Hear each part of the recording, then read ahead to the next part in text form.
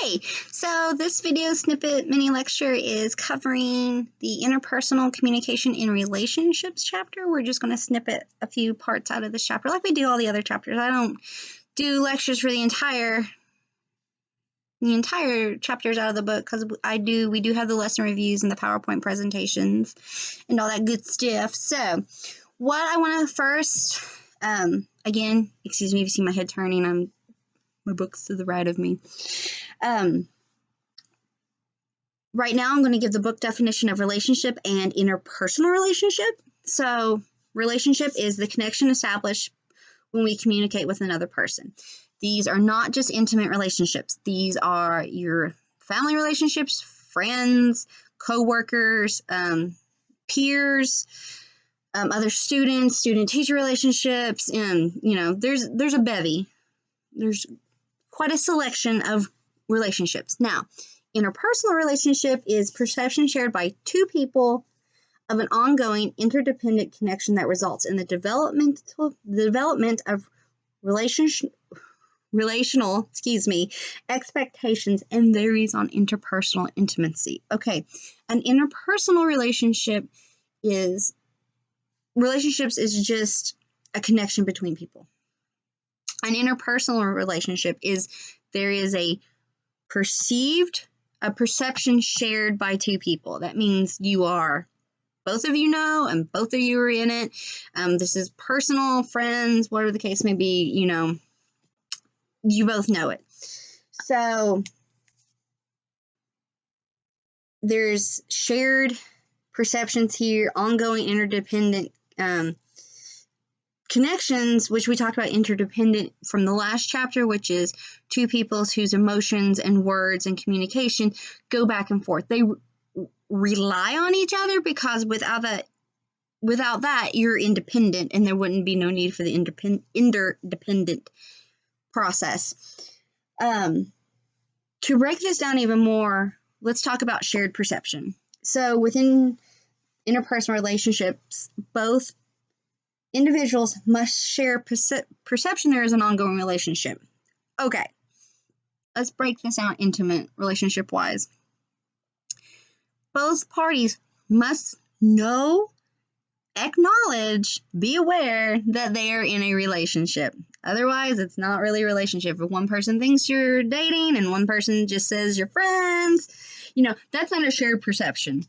So, shared perception is that both parties are involved and know what's going on.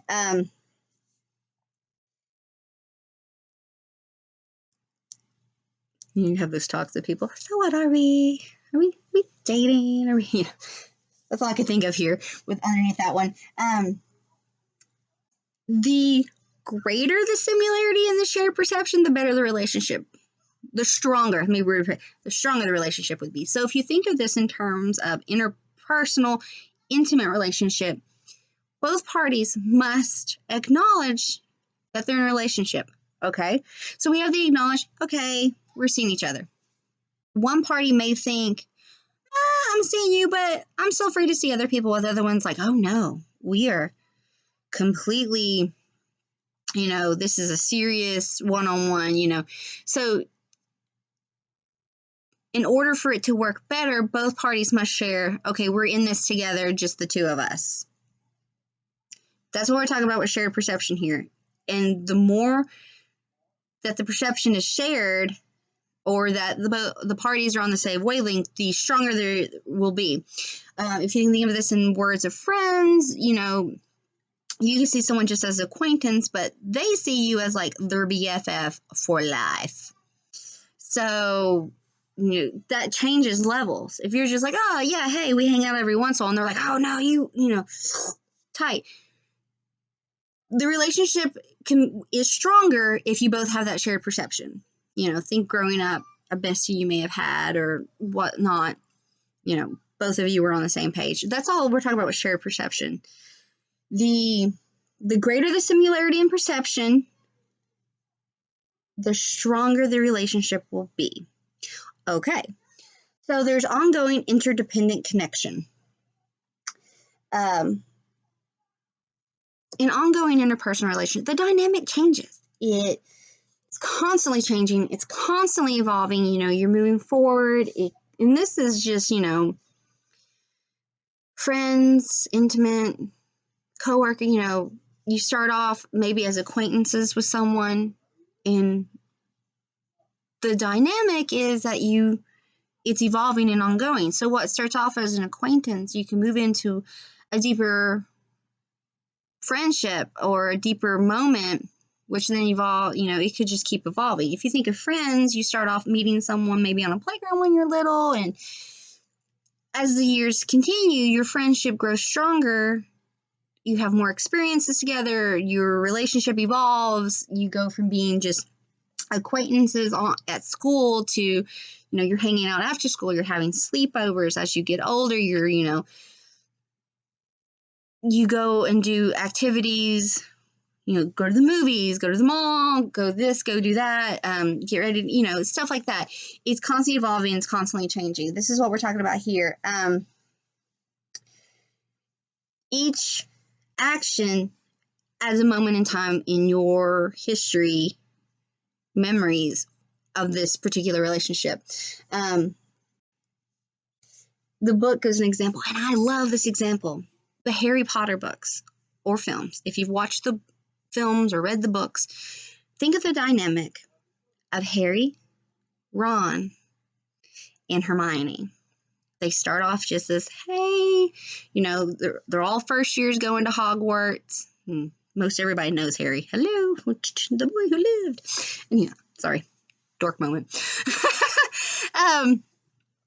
But as the books or films, or both, depending if you've read and watched both, you see the evolution of their relationships. The friendship of Hermione and Harry and Ron to the eventual romantic relationship of Hermione and Ron.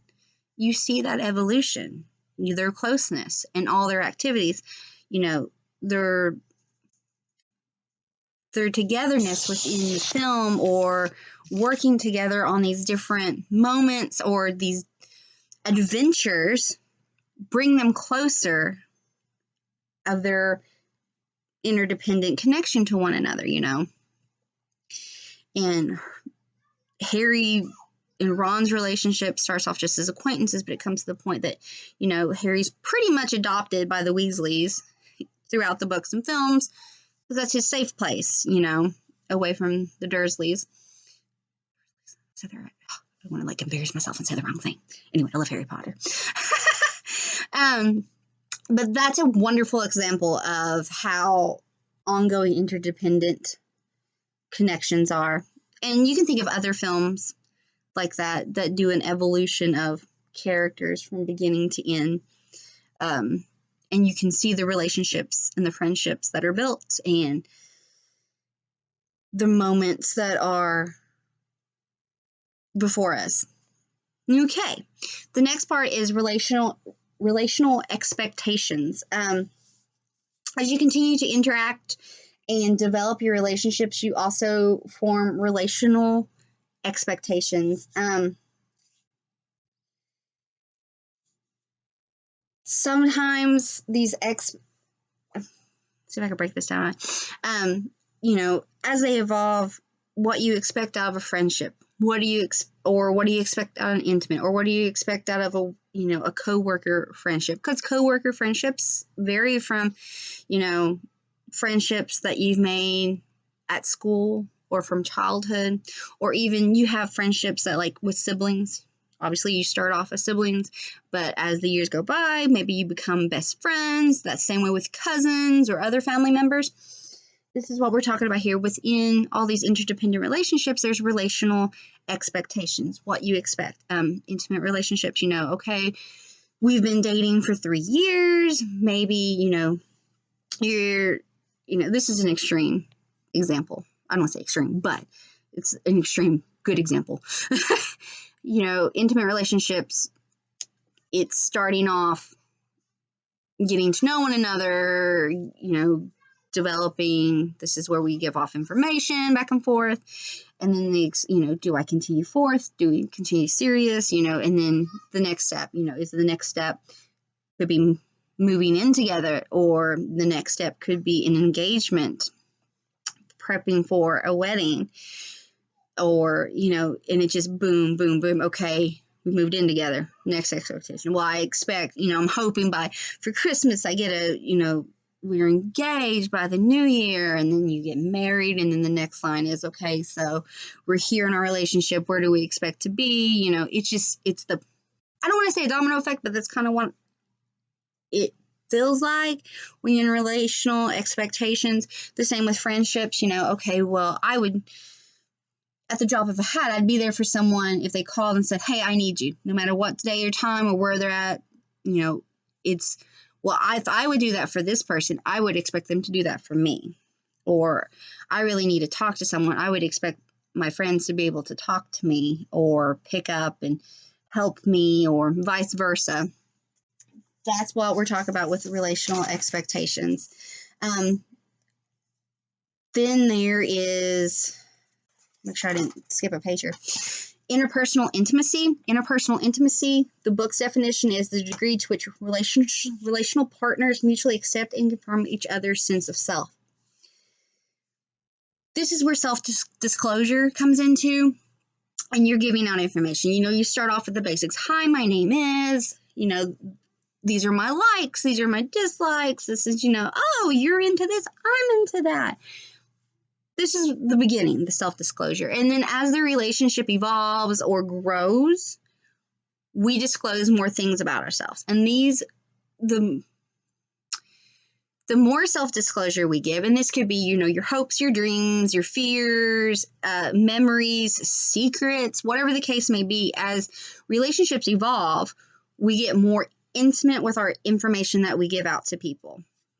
And it's based off this, and we have different levels of intimacy within relationships, whether it be interpersonal or friendship. You got some friends that know every single thing about you, like from the moment you were born to this point in time, like every little thing, every little story. You have that, maybe you have that one friend that's always in that, so, well, when we, and then you may have some friends that just, because you were in a group together, or you were in a club, or maybe you had one class together, or you were in a sport activity with, whatever the case may be here.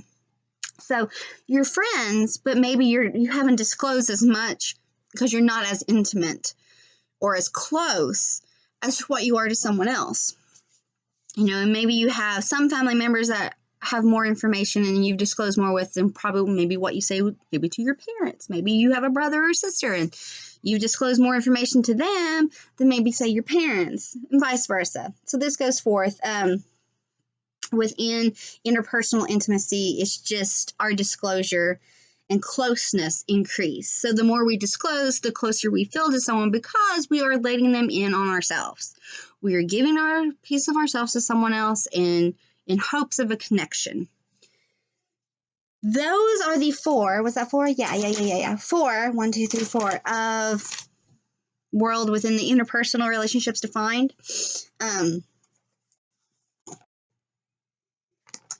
That's all I'm going to snippet on this little clip it. Clip it.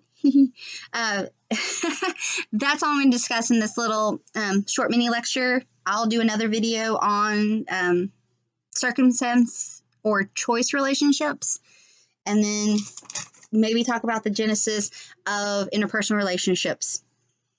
So, anyway, thank you all so much. I hope you have a wonderful day.